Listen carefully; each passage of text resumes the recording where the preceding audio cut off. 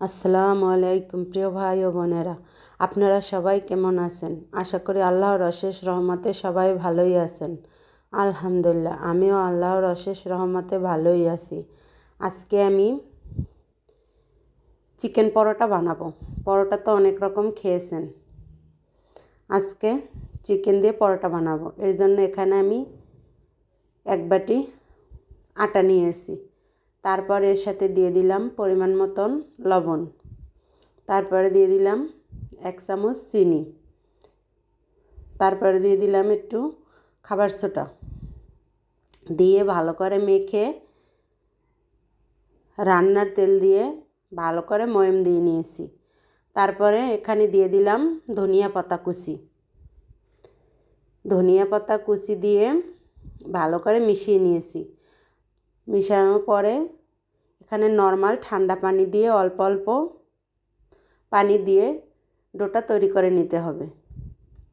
আমরা যেরকমের রুটি পরোটা বানাই ওই রকমের সাধারণ একটা ডোর মতন তৈরি করে নিতে হবে।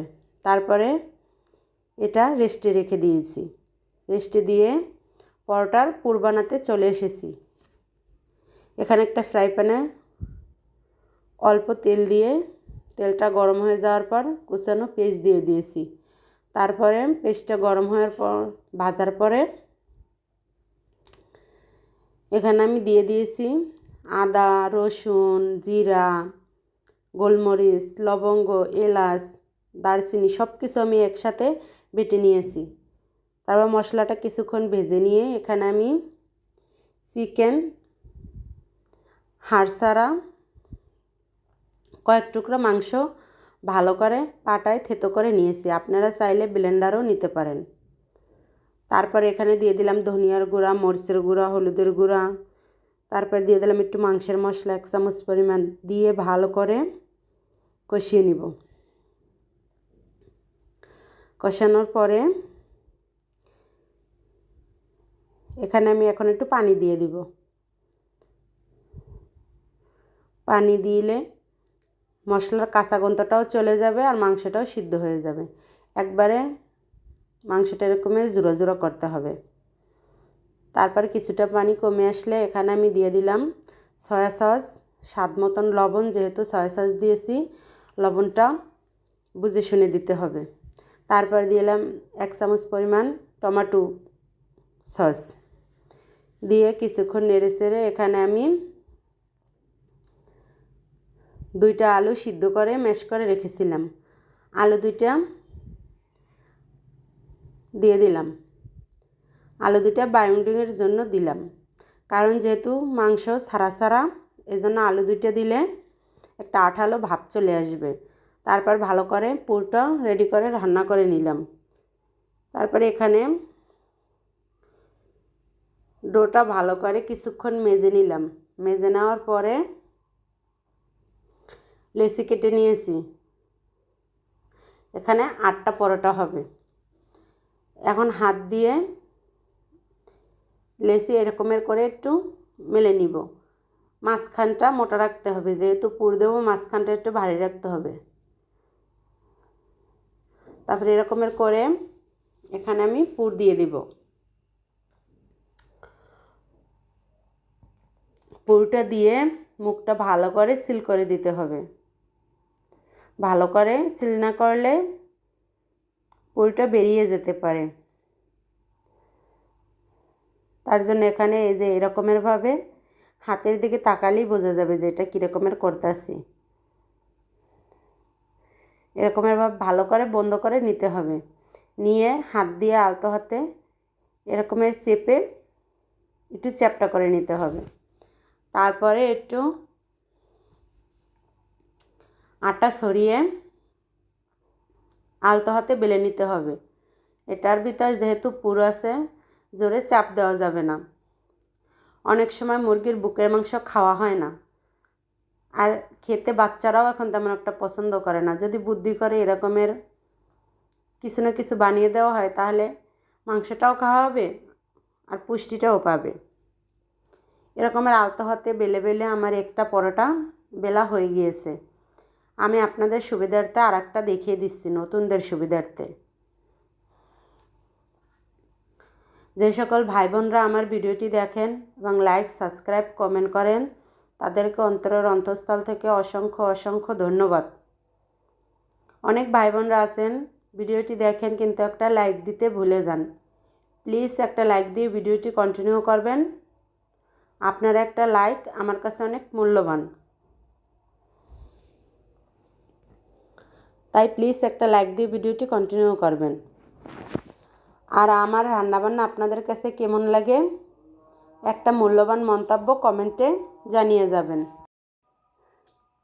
আর আমার নতুন পুরাতন সকল বন্ধুদেরকে অন্তরের অন্তঃস্থল থেকে অসংখ্য অসংখ্য ধন্যবাদ জানাই।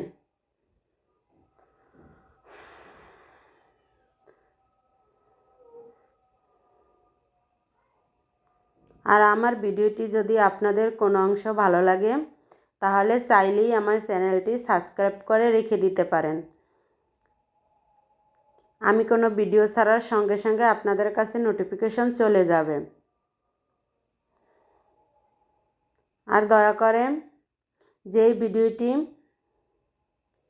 ক্লিক করবেন একটা লাইক দিয়ে ফুল ভিডিও ওয়াচ করবেন, অনুরোধ। তারপরে একটা ফ্রাই প্যান চুলা দিয়ে আমি পরোটাটা আগে দোনো সাইড তেল ছাড়া ভেজে নিব। তাহলে কী হবে, প্রত্যেকটা পরোটা ফুলবে আর তেলও কম লাগবে। এভাবে উল্টিয়ে পাল্টিয়ে দুই সাইড ভালো করে ভেজে নিয়েছি। তারপরে অল্প একটু তেল দিয়ে ভেজে নিব। এখানে অল্প তেলই ভাজা হয়ে যাবে। তাতে কি হলো, পুষ্টিকর সুস্বাদু পরোটা হয়ে গেল। এরকমের আলতো হাতে চেপে চেপে ভাজলে প্রত্যেকটা পরোটা ফুলে যাবে। এভাবে কে কে পরোটা বানিয়ে খেয়েছেন কমেন্টে জানিয়েন। আর এটা খেতে দারুণ মজা হয়, না খেলে কখনো বিশ্বাস করবেন না। আপনারা একদিন বানিয়ে খেয়ে আমাকে কমেন্ট করে জানিয়েন যে এটা খেতে কতটা সুস্বাদু হয়।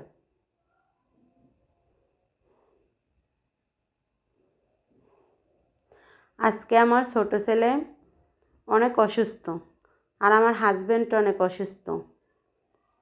এই অসুস্থতার মধ্যেও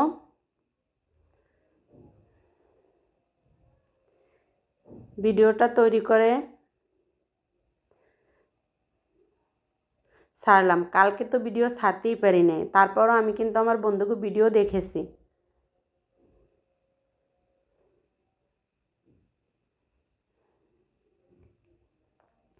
আমার ছেলের জন্য আপনারা দোয়া করবেন। আমার ছেলেকে জানি আল্লাহ তাআলা সুস্থ করে দেয়। এভাবে একটা পরোটা ভাজা হয়ে গিয়েছে। এভাবে আমি অফ ক্যামেরায় সবগুলো পরোটা ভেজে নিয়েছি। দেখুন মাশাআল্লাহ প্রত্যেকটা পরোটা কিন্তু ফুলকো ফুলকো হয়েছে। আপনারাও আমার সন্তানের জন্য দোয়া রাখবেন। আমিও আপনাদের সন্তানের জন্য দোয়া রাখি। আল্লাহ যেন সবাইকে সুস্থতা দান করুক। সুস্থতা আল্লাহর বড় একটা নিয়ামত। এভাবে আমি সবগুলো পরোটা ভেজে নিয়েছি। এই যে দেখুন মাশাআল্লাহ পরোটাগুলো দেখতে কতটা লোভনীয় হয়েছে। এটা খেতেও দারুণ মজা ছিল। আমি আপনাদেরকে ছিঁড়ে দেখিয়ে দিচ্ছি। এটা প্রচণ্ড গরম। এই দেখুন ভিতরে চিকেন পুরে ভরা। এভাবে বাচ্চাদেরকে বানিয়ে দিলে বাচ্চারা খুব মজা করে খাবে। মুখে রুচি না থাকলেও রুচি চলে আসবে। আজকের মতন আমার রান্নাবান্না এই পর্যন্ত। আবার দেখা হবে নতুন আর একটা রান্নার ভিডিও নিয়ে। ততক্ষণ সবাই সুস্থ থাকুন, ভালো থাকুন। সকলের জন্য দোয়া ও শুভকামনা রেখে আজকের মতন বিদায়। আল্লাহ হাফেজ। আসসালামু আলাইকুম।